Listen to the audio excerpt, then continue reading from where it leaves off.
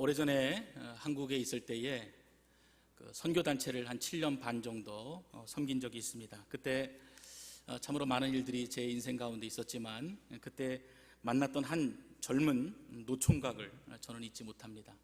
36살 된 노총각입니다. 근데 그는 환자였습니다. 온몸에 전신 관절염을 겪고 있었기 때문에 굉장히 고통스러운 하루하루를 보냈던 그런 형제였습니다.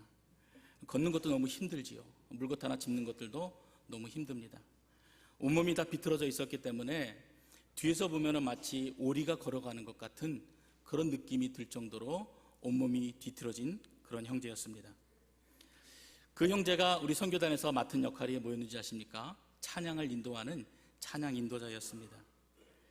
그래서 저희들은 본의 아니게 매일매일 그 형제를 볼 수밖에 없었지요. 같이 예배를 드릴 때, 찬양을 할 때 항상 그 형제가 땀을 뻘뻘 흘리면서 찬양을 하고, 그리고 빠른 찬양에서는 몸을 뒤뚱거리면서 춤추며 찬양하는 모습을 저희가 보았기 때문에 늘 안타까운 마음이 저희 안에 있었습니다. 그런데 그 형제가 찬양을 인도하면은요, 좀 특별한 기름 부으심이 있었습니다. 아마 은사를 이런 것을 두고 은사를 하는구나 하는 느낌이 들 정도로 특별한 은혜가 있었습니다. 저희들이 특별히 찬양 집회를 다니거나 아니면 전도 집회를 하기 위해서 다른 교회를 방문했을 때 그 형제가 인도하는 찬양을 통해서 많은 사람들이 은혜를 받았습니다. 땀을 흘리면서 힘겹게 찬양하는 이 노총각 찬양 인도자를 볼 때마다 마음의 소망을 잃어버렸던 그 사람들이, 꿈을 잃어버렸던 그 사람들이 그 형제를 보면서 위로를 받는 거예요. 치유를 받는 것입니다. 회복이 되어졌습니다. 누구보다도 견디기 힘든 장애를 가지고 있었지만 누구보다도 열심히 뛰면서 생명을 다하는 찬양을 드렸기 때문에 그 형제와 함께 찬양을 드리다 보면은 자신도 모르게 자존감이 회복이 되어지고 하늘 앞에 기쁨으로 드려지는 그런 일들이 우리 안에 자주 있었습니다. 그로부터 3년이 흘렀습니다. 1996년 송구영신 예배를 저희가 드리고 새해를 준비하기 위해서 가까운 청계산 기도원으로 저희들이 다 올라갔습니다. 저희들이 이제 복음을 전하는 사역을 했기 때문에 하나님 구령의 열정을 주십시오. 하나님 그거 없으면 우리 죽습니다. 간절히 나무 뿌리 붙들고 기도하고 하나님 우리 가정을 살려주십시오. IMF로 힘들어하는 대한민국이 다시 한번 일어서게 도와주십시오. 지체들을 위해서 기도하고 교회를 위해서 기도하면서 97년의 새벽을 맞이했던 기억이 있습니다. 밤을 새워서 꼬박 기도했기 때문에 다음날 얼마나 피곤했겠습니까? 정신없이 잠들고 있는데 그때 전화벨이 울리는 것입니다. 그리고 어느 자매가 저에게 얘기를 하는 것이에요. 울면서 겨우겨우 전도사님, 이민석 찬양인도자님이 소천하셨습니다. 그러는 것입니다. 믿어지지 않았습니다.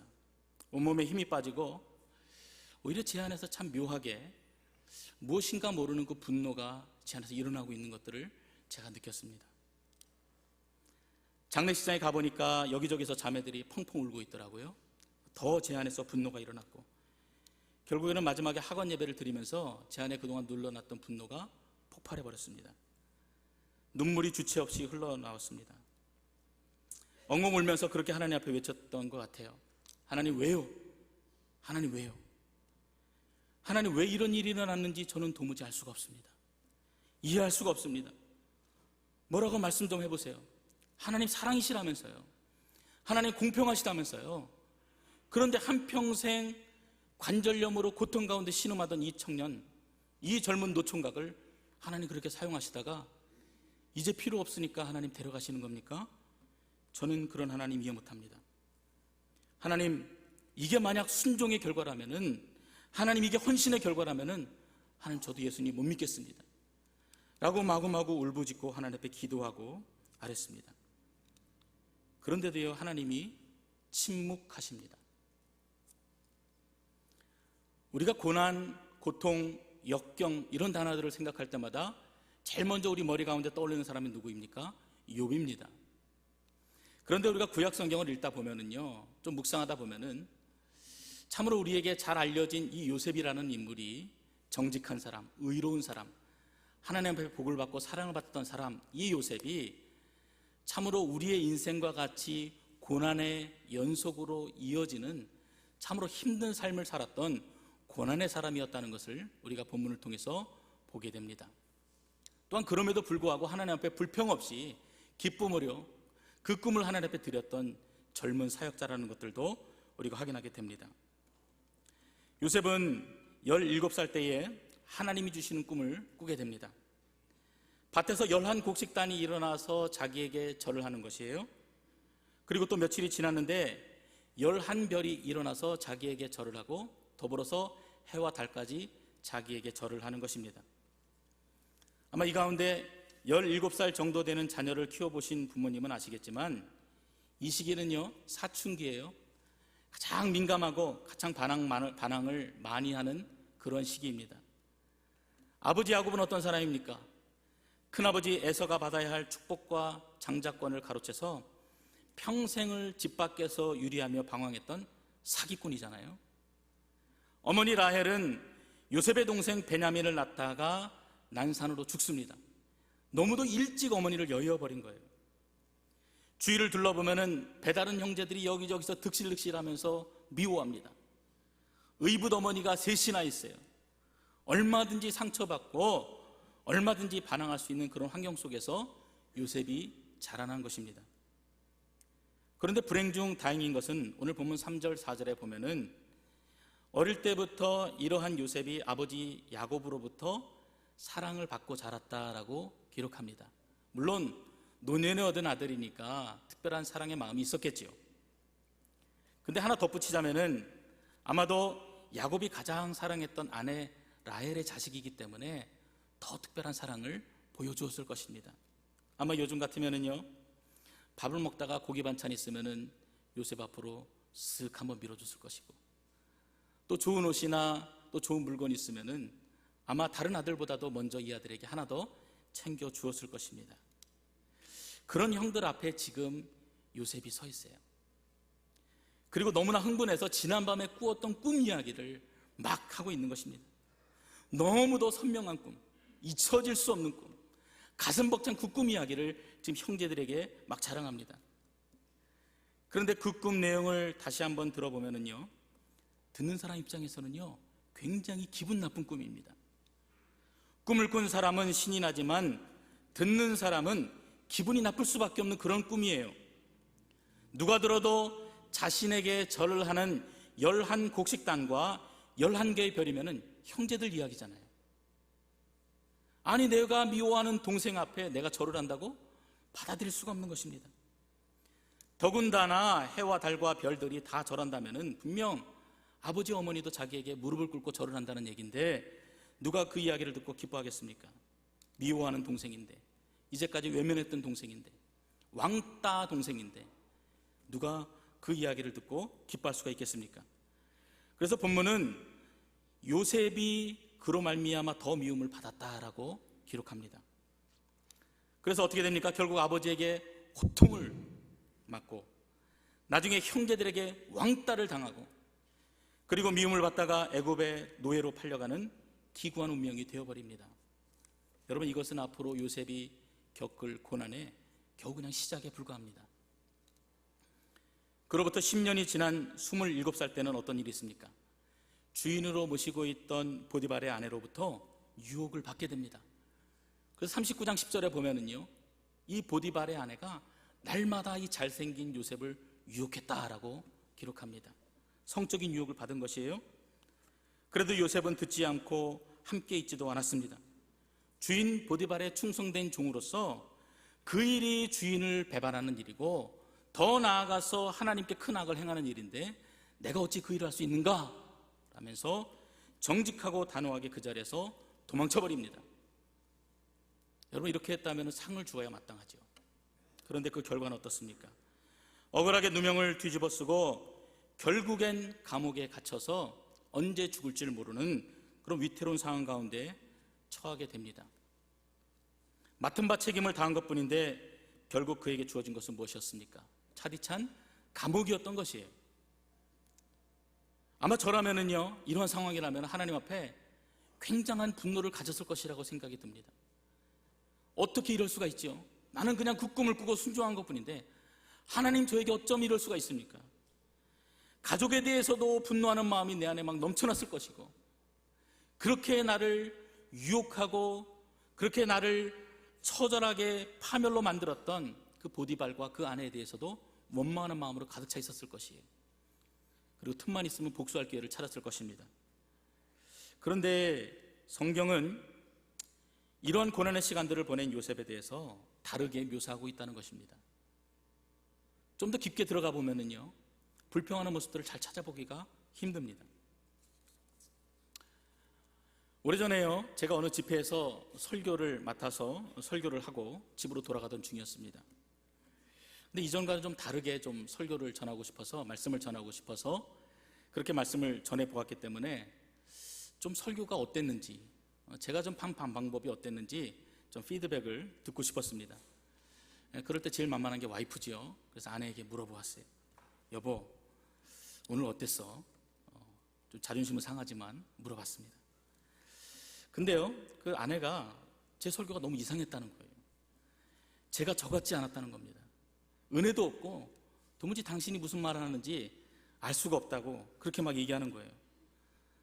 순간 그냥 설교에 대한 평가를 넘어서서 너무나 자존심이 상해버린 겁니다. 마음이 확 상했어요. 그래서 차를 같이 타고 있었기 때문에 그 안에서 막 그냥 아내에게 어떻게 내가 설교를 준비한 당신이 그렇게 얘기할 수 있냐 막 따지고 싶었지만 아이들 때문에 참았습니다. 집으로 갔어요. 근데 가서도 제가 아내에게 계속 변명하고 있는 거예요. 이러이러해서 이렇게 한 거야. 이렇기 때문에 이렇게 된 거야. 계속해서 이런저런 핑계를 대면서 속된 말로 죽을 써버린 그 설교에 대해서 제가 아내에게 변명을 하고 있는 것입니다. 근데 이것으로 끝난 게 아니라 제 안에 다른 마음이 막 들어오기 시작하는 거예요. 너무 내 자존감이 다 무너져버리고 심하게 자책감이 내 안에 들어오기 시작했습니다. 야, 이런 내가 하나님 앞에 무슨 사역자라고, 이런 내가 무슨 아빠라고, 남편이라고, 무슨 목사라고 이런 모습으로 어떻게 하나님 앞에 나아간다고 이러고 있나 하는 생각이 막 들어오는 것이에요. 너무나 견디기 힘들었습니다. 그래도 평생을 이 길로 달려왔는데 맨날 죽이나 쓰고 주변에 있는 사람들만 힘들게 하는구나 하는 생각 가운데 사로잡히니까 저절로 눈물이 흘러내리더라고요. 다음날 아침이 되었습니다. 새벽이 되어서 바로 저 자리에 앉아서 기도를 하고 있는데 여러분 제 모습이 어떻겠습니까? 너무나 비참하죠. 초라하죠. 근데요, 불을 끄고 기도를 하는데 제 마음에 무언가 모르는 이전과는 다른 그 간절한 기도가 제 안에 울러나오기 시작했습니다. 내가 인생의 바닥을 경험하고 나니까, 나는 아무것도 할 수 없다는 그 생각을 하고 나니까 제 안에서 간절한 소원의 기도가 흘러나기 시작하는 것입니다. 주님, 저를 좀 불쌍히 여겨주세요. 얼마나 제가 불쌍합니까? 하나님, 저를 좀 만져주세요. 하나님, 나를 좀 만나주세요. 내가 그 음성 듣기를 원합니다. 너무나 간절히 기도하게 되었습니다. 그동안 잊고 있었던 주님과의 그 친밀함을 구하는 기도를 아버지 앞에 드리고 있었던 것입니다. 사람에게 인정받는 기도가 아닙니다. 아내로부터 존경을 받겠다는 기도도 아니었어요. 그냥 단순하게 아버지 하나님, 나 살려주세요. 제가 죽겠습니다. 그러한 기도를 드리게 되었습니다. 여러분, 오늘 이 본문은요, 인생의 의미를 상실하고 어찌할 바를 모르는 그 인생들에게, 고난에 연속되는 그 상황 속에서 내가 무엇을 해야 되고 어디로 가야 될지 모르는 그 인생들에게, 참으로 이민은 왔는데 교회는 나오는데 내게 꿈도 없고 살다 보니 하나님도 없는 것 같고 자녀도 남편도 없는 것 같은 무의미한 인생을 사는 것처럼 느껴질 때가 우리 안에 있잖아요. 그럴 때 우리 인생들에게 주시는 희망의 메시지가 오늘 본문에 담겨져 있습니다. 아버지의 사랑을 독차지했던 요셉이 형들에 의해서 애굽의 종으로 팔려와서 30의 총리가 되기까지 여러분 몇 년입니까? 13년입니다. 그동안 그 마음에 얼마나 분노와 복수심이 가득했겠습니까? 그런데 아까 말씀드렸던 것처럼 형들이 자신을 종으로 팔아버렸을 때도, 심지어는 모함으로 인해서 옥에 갇히고 죽을 고비를 지금 넘기는 그 상황 속에서도 요셉이 지금 펄쩍 뛰거나 반항하거나 하나님 앞에 부르짖지 않고 결코 이해할 수 없는 그 시간 속에서 묵묵히 하나님의 은혜를 기다리고 있다는 사실입니다. 우리가 하나님 앞에 반항하고 소리 지르는 이유가 여러분 무엇입니까? 내 머리로는 지금 이 상황이 이해되지 않는다는 것이에요. 내가 이해할 수 없다고 하나님 앞에 부르짖는 것입니다. 내가 겪고 있는 이 고난과 하나님의 행하심이 내 머리로는 이해되지 않는다는 것이에요. 내가 이제까지 살아온 신앙의 경력으로는 도무지 이해할 수 없다는 것입니다. 내가 집사인데, 내가 장로인데, 내가 목사인데 하나님 이렇게 하시는 일에 대해서 내가 이해할 수 없다라고 하나님 앞에 따지는 것입니다. 하나님이 계시다면 어떻게 그 고통 가운데 살았던 그 36살의 노총각 찬양 인도자를 데려가실 수가 있습니까? 이해 못하는 것이에요.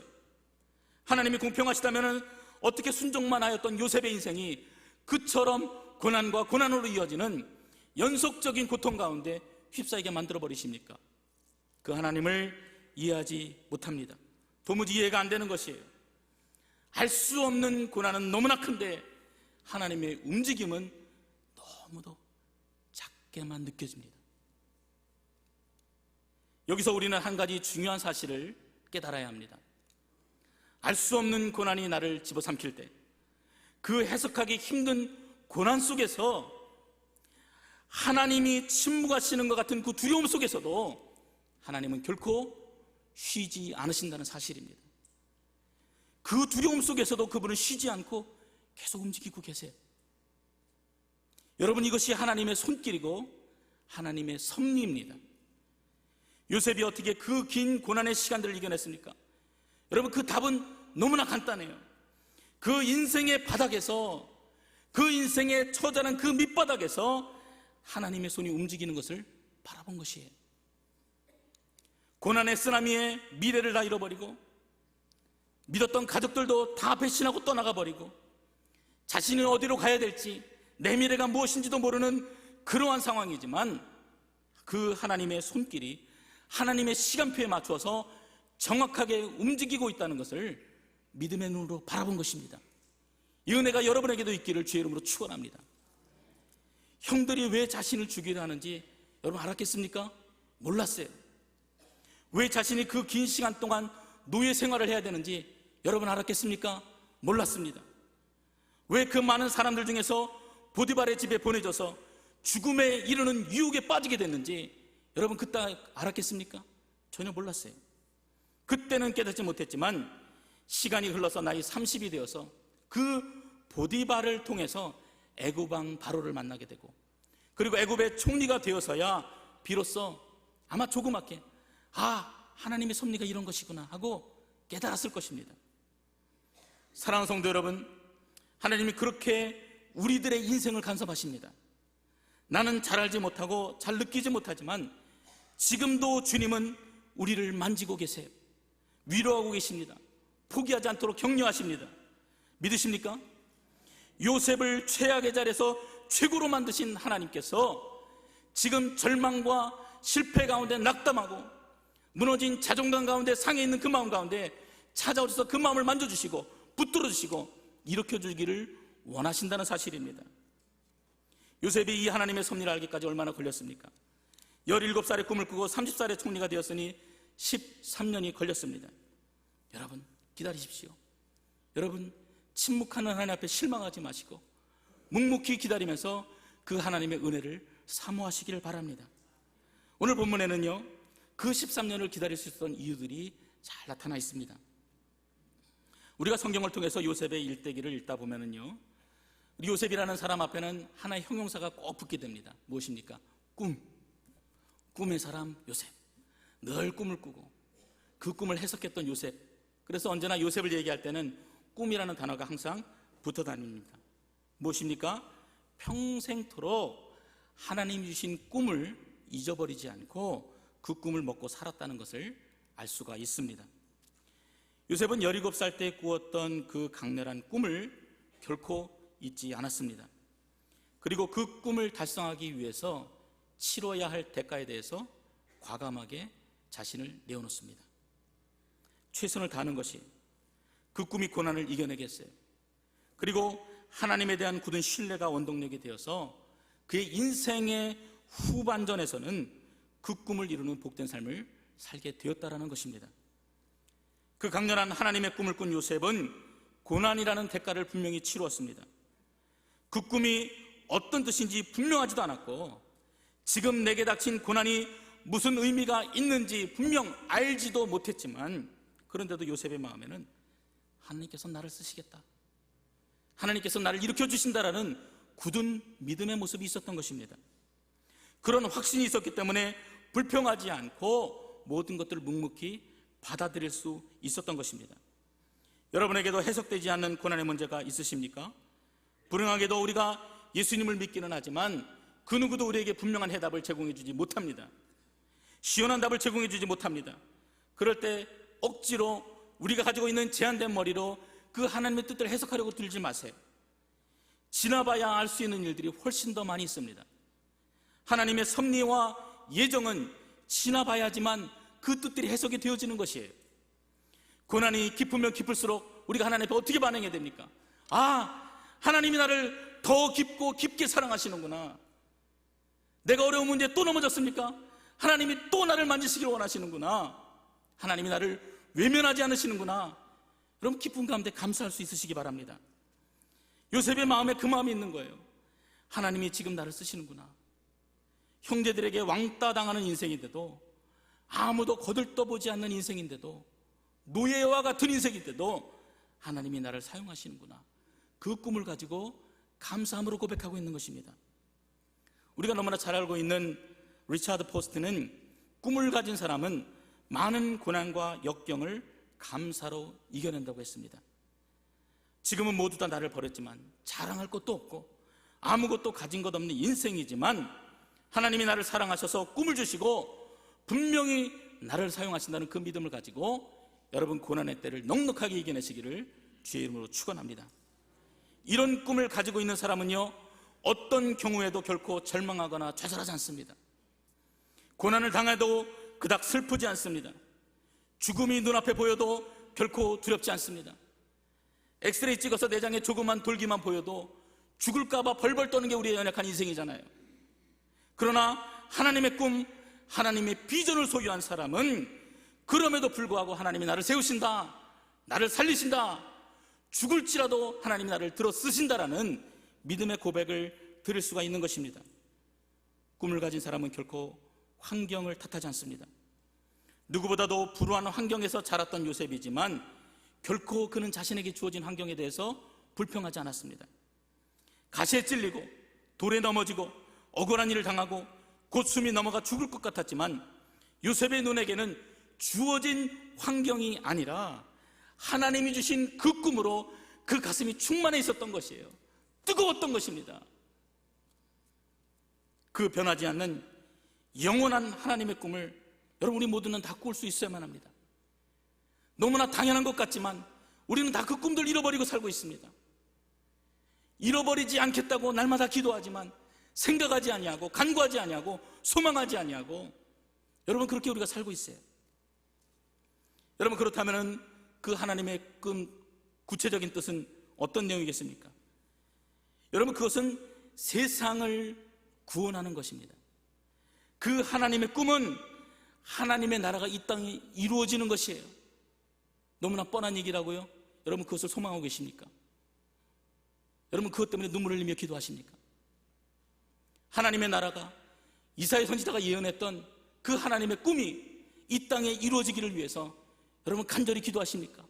여러분 기도하십시오. 가난한 자들이 기쁜 소식을 듣는 나라가 바로 하나님의 나라입니다. 병들고 상한 자들이 고침을 받고 회복을 되는 나라가 하나님의 나라입니다. 갇힌 자가 노임을 받고 눌린 자가 자유를 얻게 되는 그 하나님의 나라에 대한 꿈을 꾸시기를 바랍니다. 그리고 세상에서 상처받고 고통당하는 자들이 위로를 받고 소망을 얻는 나라가 하나님의 나라입니다. 재 대신 화관을 주며 슬픔 대신 희락을 주는 나라가 하나님의 나라입니다. 찬송의 옷으로 그 슬픔을 대신하는 나라가 바로 하나님의 나라입니다. 그 나라가 이루어지고 완성이 되어서 하나님이 친히 다스리는 영광스러운 세계가 우리 눈앞에 펼쳐지도록 하는 것, 그것이 바로 하나님의 꿈인 것입니다. 이 꿈은 예수님이 우리에게 보여주신 것입니다. 이 꿈은 성령이 우리 마음 가운데 심어주신 것입니다. 그러므로 저나 여러분이나 다 모두 이 꿈을 가지고 있어야 돼요. 분명히 소유하고 있어야 합니다. 여러분 힘드시죠? 어려우시죠?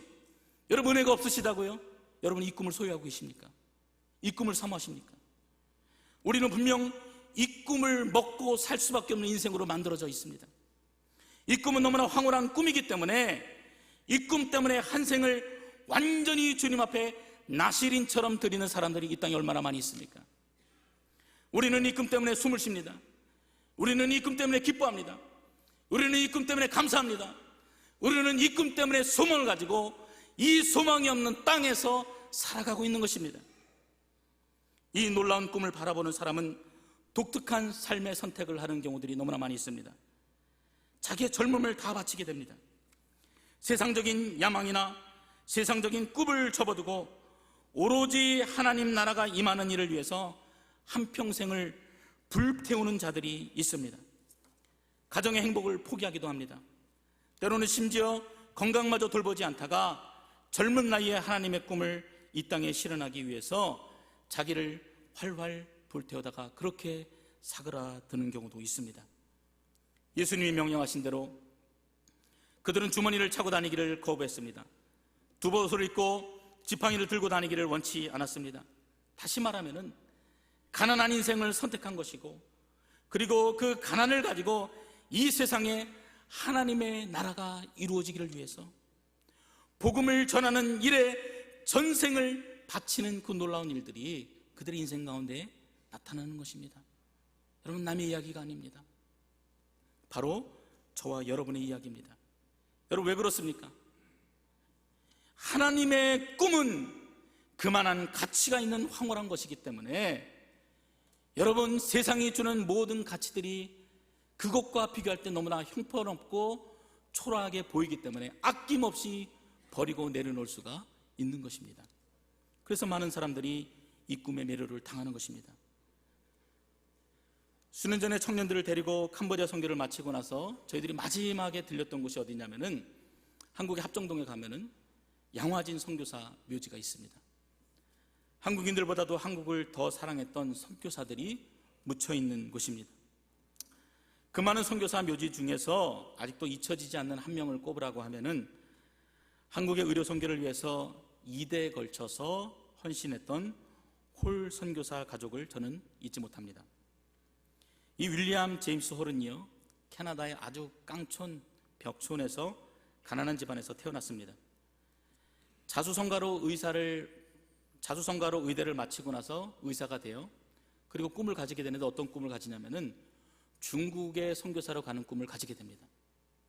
근데 뉴욕의 빈민병원에서 사역을 하다가 아름다운 아가씨를 만나게 됩니다. 로제타라는 아가씨예요. 너무나 품성도 예쁘고 얼굴도 예쁘고, 그래서 결혼하고 싶은 마음이 들어서 교제하다가 프로포즈를 합니다. 근데 이 로제타라는 아가씨가 좀 생각하더니 그 프로포즈를 거절하는 것이에요. 왜냐하면은 이 제임스 홀은 지금 중국의 선교에 대한 마음을 가지고 있는데 이 로제타는 기도하면서 너무나 가난한 땅 조선에 대한 꿈을 가지고 그 땅에 가기로 헌신을 한 거예요. 그러니까 결혼이라는 문제보다도 하나님의 꿈이 더 우선이 되기 때문에 결혼을 포기하고 조선으로 가겠다고 결심을 한 것입니다. 그리고 혼자 조선 땅으로 출발하게 됩니다. 재밌는 것은 이 윌리엄이 중국 선교를 포기하고 발걸음을 돌이켜서 한국으로 왔다는 것이에요. 그 다음에 1891년 12월에 조선 땅에 들어오게 되고 그리고 결혼을 하게 됩니다. 이 결혼식이 한국 최초의 서양식 결혼이었습니다. 그 윌리엄 선교사는 평양 선교를 위해서 개척 책임자로 임명이 됐고 그리고 평양으로 파송을 받게 됩니다. 아들 셔우드 홀이 태어났어요. 1년도 안 됐습니다. 아주 어린 나이, 젖먹이 꼬맹이를 데리고 평양으로 들어간 것이에요. 그곳에서 지금의 서울 광성고등학교의 모교인 광성학당을 시작하면서 교육사업도 하고 그리고 의료사역도 함께하면서 평양에 있는 조선인들에게 복음을 전하기 위해서 헌신하게 됩니다. 근데 그해 7월에 청일전쟁이 일어나게 되고요, 평양이 전쟁터로 변해버렸습니다. 수많은 사람들이 죽어갔고 더불어서 이 닥터홀 선교사도 그 사람들을 치료하다가 병에 걸려서 후방으로 같이 내려오게 됩니다. 결국은 이 로제타와 함께 이 아들 셔우드 홀의 손을 붙잡고 마지막 유언을 남기고 이 조선 땅에서 숨을 거두게 됩니다. 한국에 온 지 2년 만에 낯선 조선 땅에 묻히게 된 것입니다. 더군다나 그의 아내는요, 지금 7개월 된 아이를 임신하고 있었어요. 근데 한순간에 남편을 잃어버린 것입니다. 아빠를 잃어버렸어요. 그 후에 로제타는 아이를 낳기 위해서 미국으로 건너가고, 그리고 얼마 안 있어 캐나다에 있는 남편 윌리엄 제임스 홀의 교회를 방문하게 되었습니다. 아들 셔우드 홀의 손을 잡고, 그리고 새로 태어난 딸 에디스를 같이 데리고 교회로 가게 된 것입니다. 모든 교우들이 나와서 반갑게 맞아주고, 그리고 눈물로 함께 같이 기도했습니다. 근데요, 그렇게 함께 기도하는 가운데 이 로제타가 하나님의 그 은혜를 받게 되고, 또 하나님의 음성을 듣게 됩니다. 하나님은 그렇게 말씀하시는 것 같은 거예요. 사랑하는 딸아, 내 남편 윌리엄 제임스 홀이 이루지 못한 조선 사랑, 조선을 복음화시키는 일, 그거 네가 좀 하면 안 되겠니?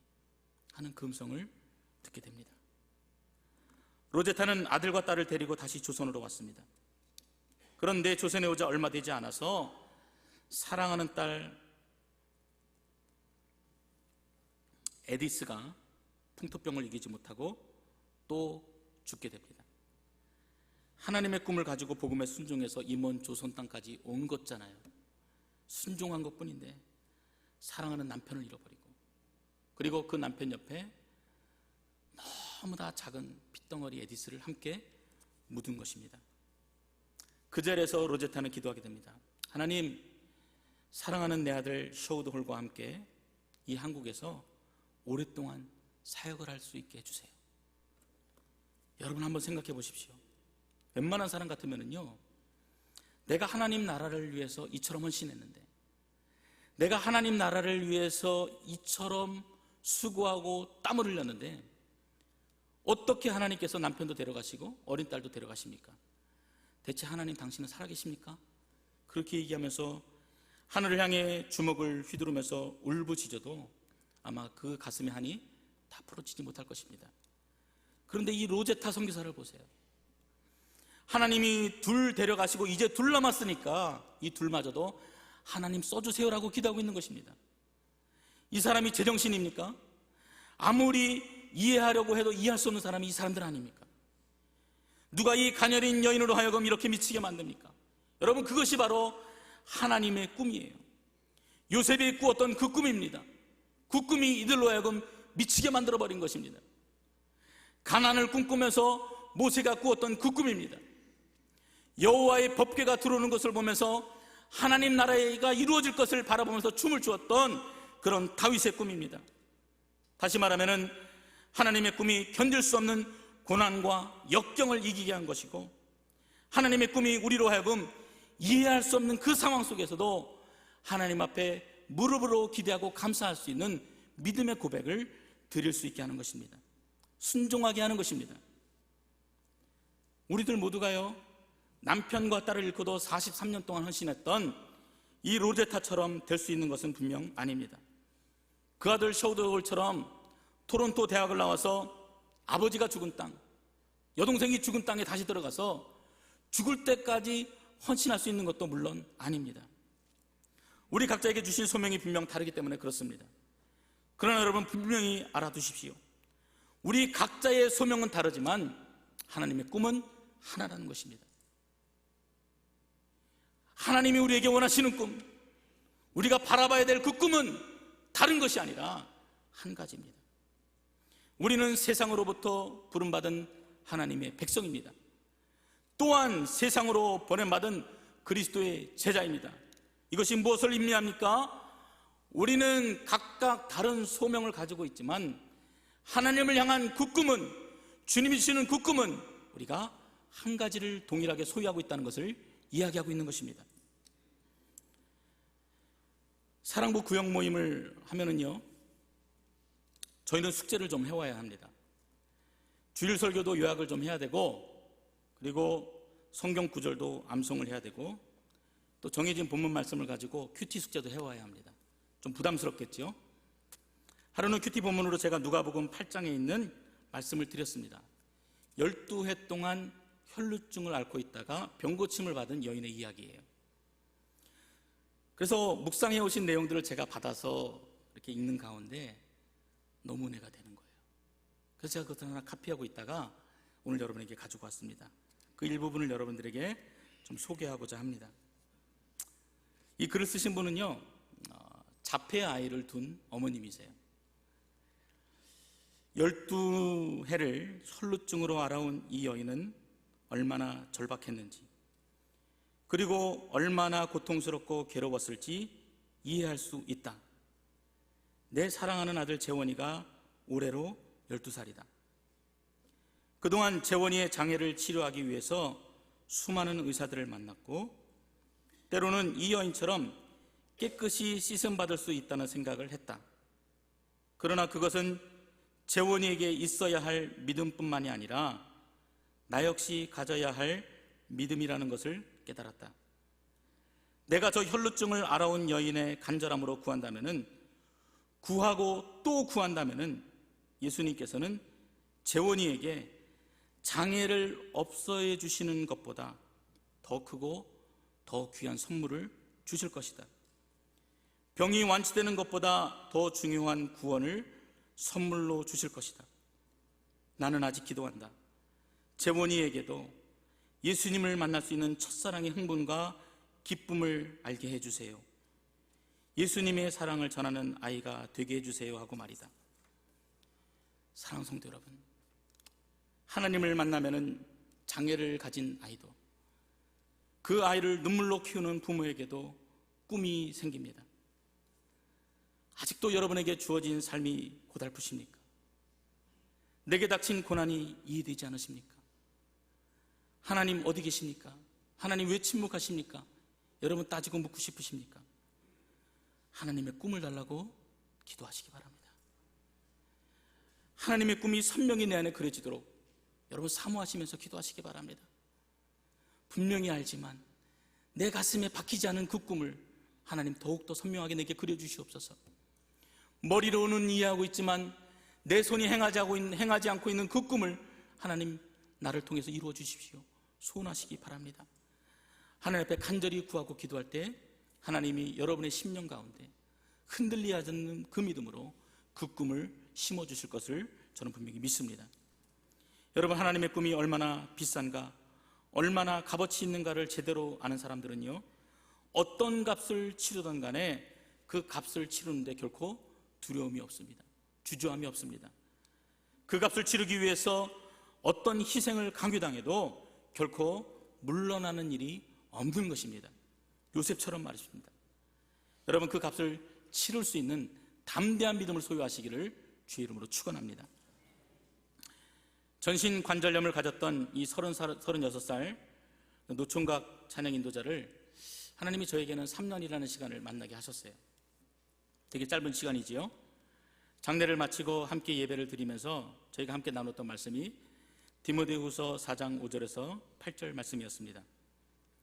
그러나 너는 모든 일에 신중하여 고난을 받으며 전도자의 일을 하며 네 직무를 다하라. 전제와 같이 내가 벌써 부어지고 나의 떠날 시각이 가까웠도다.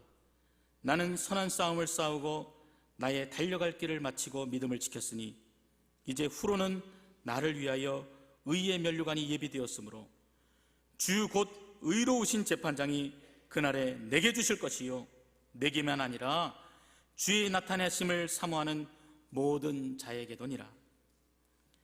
우리에게 하나님이 그때 깨닫게 주신 것은 그 아들 민석이가 바울 사도처럼 선한 싸움을 싸우고 달려갈 길을 마치고 믿음을 지켰다.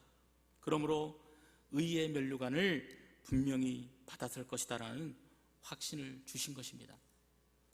어쩌면은 병상에서 혹은 침대에서 극한 고통 속에 인생을 마칠 수도 있었지만 하나님이 은혜를 주셔서 그 아들이 일어선 것이에요. 그리고 말을 할 수 있게 하신 것입니다. 그리고 복음을 전하는 사역자로 불러주셔서 짧은 인생이지만 3년 동안 찬양을 인도하는 자, 그래서 그 찬양을 통해서 수많은 영혼들이 회복되어지고 주님께 돌아온 역사를 이루게 하시는 데에 사용하신 하나님이시라는 것입니다.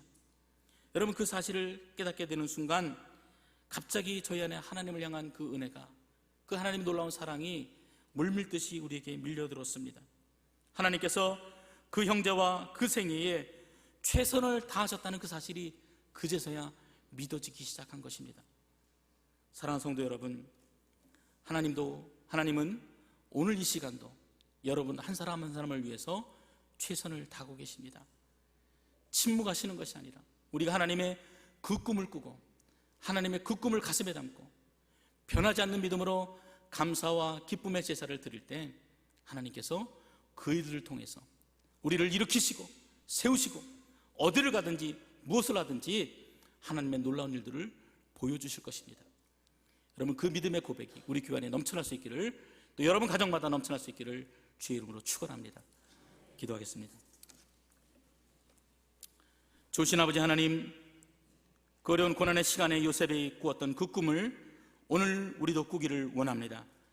하나님의 변하지 않는 꿈, 영원한 꿈이 우리 가슴에 깊이 뿌리내리게 도와주시고, 변하지 않는 믿음으로 날마다 우리 안에 감사와 기쁨의 제사를 드리는 거룩한 인생들이 되어지도록 붙들어주시고 인도하여 주시옵소서. 감사함이 예수님의 이름으로 기도드렸습니다.